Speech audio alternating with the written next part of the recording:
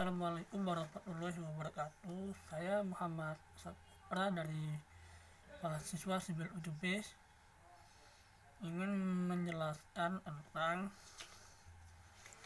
UTS dari manajemen pengembangan sistem informasi tentang kesimpulan materi penyebab masalah dan kebijakan pengembangan sistem informasi, kesimpulan materi tentang merencanakan dan membuat aktivitas kerja pada proyek sistem informasi, yang terakhir tentang kesimpulan materi estimasi anggaran proyek sistem informasi.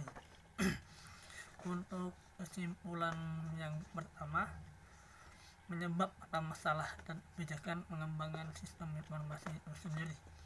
Yang pertama, adanya permasalahan yang timbul di sistem yang lama, yang dimana sebuah institusi perusahaan menginginkan merombakan sistem yang ingin dikembangkan oleh proyek sistem informasi itu sendiri, yang mana dengan dikembangkannya proyek sistem informasi itu sendiri bertujuan untuk lebih memajukan perusahaan itu sendiri dan untuk meraih kesempatan yang ingin diperoleh dalam masa mendatang untuk bersaing dengan perusahaan-perusahaan yang lain. Ketiga, adanya instruksi dari pimpinan untuk membuat perusahaan ini menjadi lebih baik dan membuat proyek yang dikembangkan menjadi lebih bagus.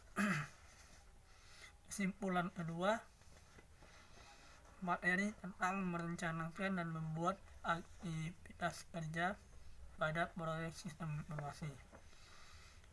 Kesimpulan kedua ini adalah merencanakan dan membuat aktivitas kerja pada proyek sistem informasi. Merencanakan di sini berarti membuat sebuah langkah-langkah untuk menyelesaikan sebuah proyek sendiri, yang mana langkah-langkah itu memiliki beberapa bagian. Contoh, pengembangan untuk menghasilkan produk yang bersifat intangible. Tahapan-tahapan dalam merencanakan membuat aktivitas kerja pada proyek sistem informasi. Pertama, mengkaji tujuan perencanaan strategi. Kedua, mengidentifikasi proyek-proyek sistem. Kedua, sasaran proyek itu sendiri, kendala dari proyek yang ingin dijalankan, prioritas proyek yang ingin dibuat, membuat laporan hasil pada proyek, meminta persetujuan manajemen. Di sini dapat kita sebut bahwa merencanakan ini adalah langkah-langkah agar tercapainya sebuah proyek sistem informasi itu sendiri yang dapat berjalan secara efisien dan sistematis, dimana kalau merencanakan ini menjadi error di awal, maka dapat menyatakan proyek itu akan susah berjalan dan berkembang. Untuk aktivitas kerja pada proyek sistem informasi, proyek ini harus dibuat sesuai dengan langkah-langkah tersebut. Ketiga, kesimpulan materi estimasi anggaran proyek sistem informasi. Kesimpulan di sini adalah menentukan biaya yang dikeluarkan dari setiap bidang itu sendiri. yang mana dapat kita hitung dari awal sampai ke akhir agar tidak terjadinya kekurangan dana. Yang mana estimasi anggaran ini adalah hal yang sangat penting dari sebuah proyek sistem informasi ini sendiri.